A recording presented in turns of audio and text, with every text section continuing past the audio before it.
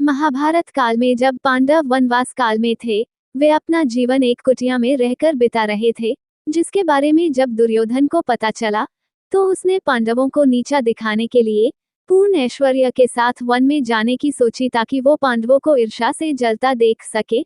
जब दुर्योधन वन के लिए निकला, तब उसकी रास्ते में गंधर्वराज से मुलाकात हुई। उसी वक्त दुर्योधन ने सोचा कि गंधर्वराज को हराकर पांडवों को अपनी ताकत का प्रमाण देने का अच्छा मौका है।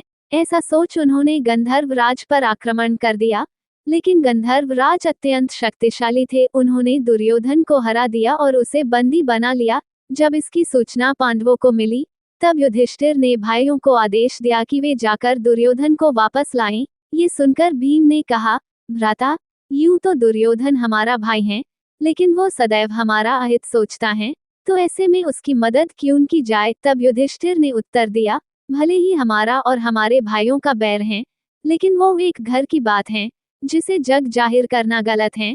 पारिवारिक झगड़े परिवार में ही रहे, उसी में परिवार की इज्जत है। इसे यूं प्रदर्शित करना पूर्वजों का अपमान है। बड़े भाई की आज्ञा मान पांडव गंधर्वराज से युद्ध करते हैं और दुर्योधन को छुड़ा लाते हैं।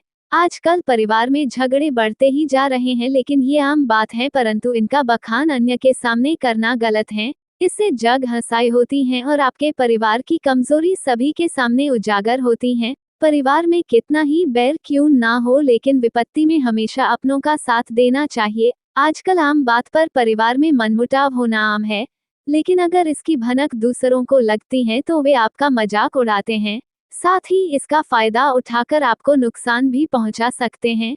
जिस तरह से अंग्रेजों ने आपसी मतभेद का फायदा उठाकर कई सालों तक हमारे देश पर राज किया। अगर आप परिवार के झगड़ों की बातें अन्य के सामने करते हैं तो आपके बुजुर्गों एवं उनके संस्कारों पर लोग प्रश्न चिन्ह लगाते हैं, जिससे परिवार की साख मिट्टी में मिल जाती है। अतः जहां तक कोशिश करें पारिवारिक मनमुटाव को परिवार में ही रहने दे, उसका बखान कर परिवार की नींव कमजोर ना करें। महाभारत में ऐसी कई घटनाएं हैं जो हमें ज्ञान का पाठ एवं जीवन व्यवहार का ज्ञान देती हैं, जिन्हें पढ़कर एवं सुनकर या सुनाकर हम सीख एवं सिखा सकते हैं।